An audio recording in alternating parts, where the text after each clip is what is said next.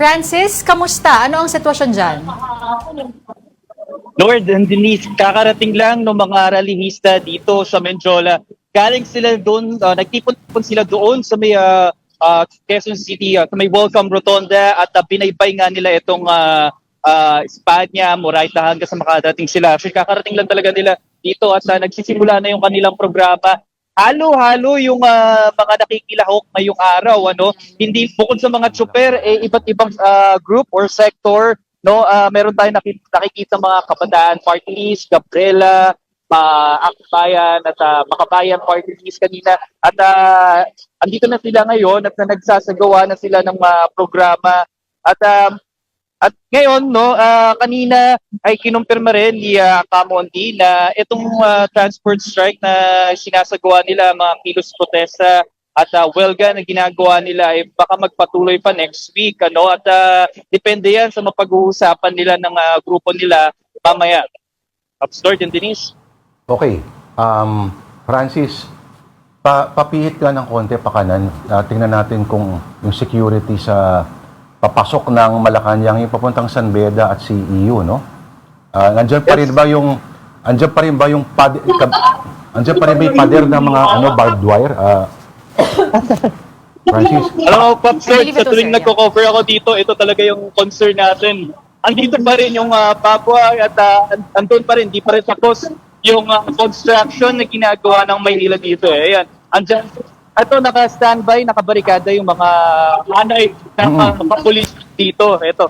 So, hindi na, actually, yung mga pedestrian o yung mga kapatid natin na hindi naman kasali dito sa kilos protesta, pinapaakyat nila dito sa taas kasi hindi na pinapadaan dito sa baba, ano. Kaya ito, agara naman din sinarado ang ng Recto Avenue at Casal Street at dito sa Menjola Street para dun sa mga motorista na dumaraan. Okay. Upstord? Francis, ilan ang tao dyan ngayon? How many are expected to join the strike? At saka, kamusta yung security situation?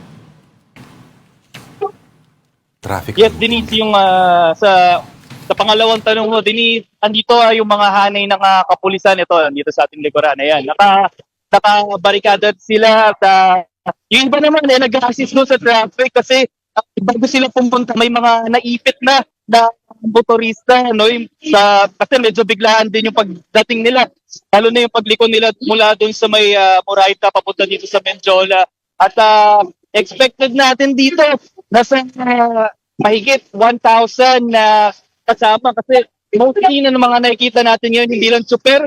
Para karamihan din sa kanila, mga estudyante, mga kabataan. Kasi sakto rin kasi ngayon, holiday at walang pasok at ilan sa kanila ay talagang sumama dito sa kilos protesta. Lightning rally ba yan, Francis?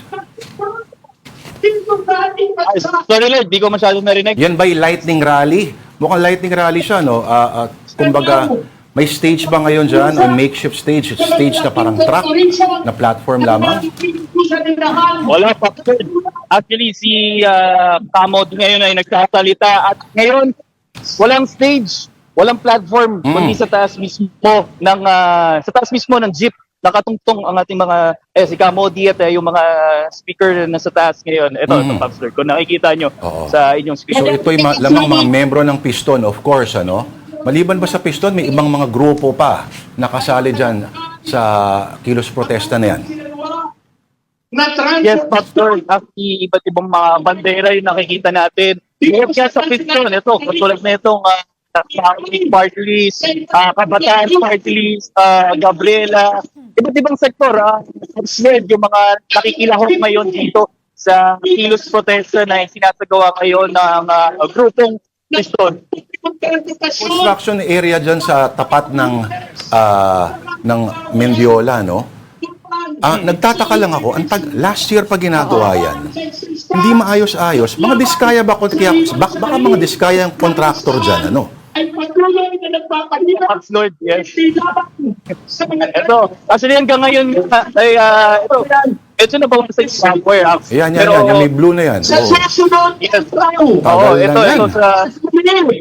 Yes, Lord. Kasi last year pa tayo nag-cover dito, pero May sasabihin lang ako, Francis, yung sa bandang kanan mo, yung may fast food dyan, dati meron diyang parang tindahan ng mga school supplies.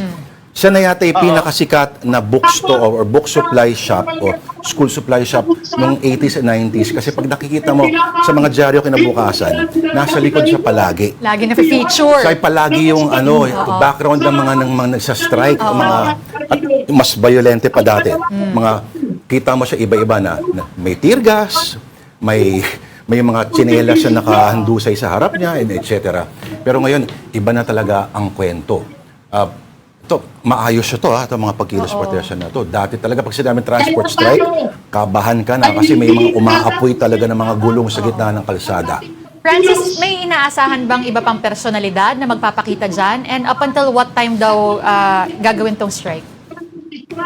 Itong programa ay magtatagal daw 4 or 5 p.m. Tuloy-tuloy daw yan hanggang mamaya.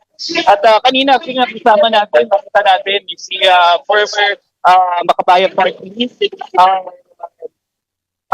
Teddy Casino, at nakausap na rin natin siya. Nakikisa nga rin daw siya talaga dito sa ginagawang kilos protesta. At nga sa kanya, medyo nakukulangan nga raw siya doon sa ginagawang aksyon ng administrasyon ng Marcos Jr., lalo na sa mga kinakaharap na krisis, lalo na ngayon sa Langis. Kasi ngayon, yung mga nakikita natin, panawagan nila ay medyo may hinanakit sila dahil piso na nga lang daw pinagkait pa sa kanila. Yun yung madalas naririnig natin sa mga tsuper Okay. Alright. So, salamat sa iyong ulat at mag-ingat ka ano man ang mangyayari dyan sa ating mobile journal. Francis Rivera reporting to us live from Mendiola.